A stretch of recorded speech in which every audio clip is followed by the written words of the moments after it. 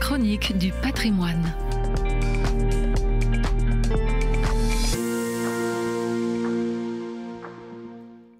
Aujourd'hui, je vous propose de découvrir un site unique dans lequel le patrimoine naturel interagit avec le patrimoine artistique et religieux, les églises de Cappadoce.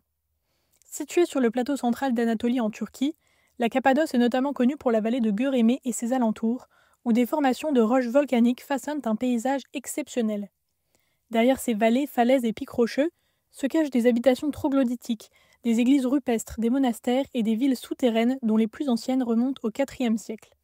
Ce paysage impressionnant et les vestiges singuliers qu'il abrite attirent de nombreux touristes dans la région et ont permis au site d'être classé patrimoine mondial de l'UNESCO en 1985. La singularité de ce paysage est due à l'éruption de 2 volcans dans la région il y a 3 millions d'années. Ces éruptions ont recouvert la zone de lave et de cendres volcaniques. Cette roche tendre a ensuite subi les effets de l'érosion, du vent et de l'eau qui ont formé des aiguilles rocheuses. Ces pics pouvant atteindre plusieurs dizaines de mètres de hauteur sont surnommés cheminées de fées et donnent en effet au paysage un aspect surnaturel. Cette roche issue du tuf volcanique a permis aux premiers habitants de la région de percer facilement des ouvertures dans les falaises et les pics.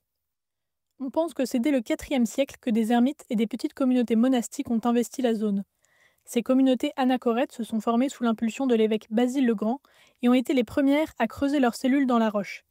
Celles-ci ont ensuite servi de refuge aux habitants pendant les invasions arabes et se sont transformées au cours du temps pour devenir des églises, des habitations ou des monastères.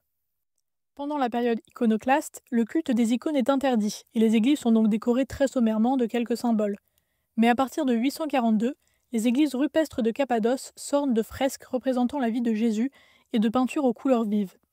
Un grand nombre de ces peintures sont encore visibles aujourd'hui et offrent un témoignage exceptionnel de l'art byzantin de la période post-iconoclaste.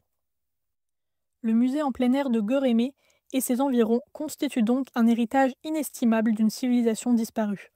Dans un paysage saisissant, modelé par l'érosion, cette vallée offre un témoignage fascinant d'un point de vue géologique, ethnologique et artistique.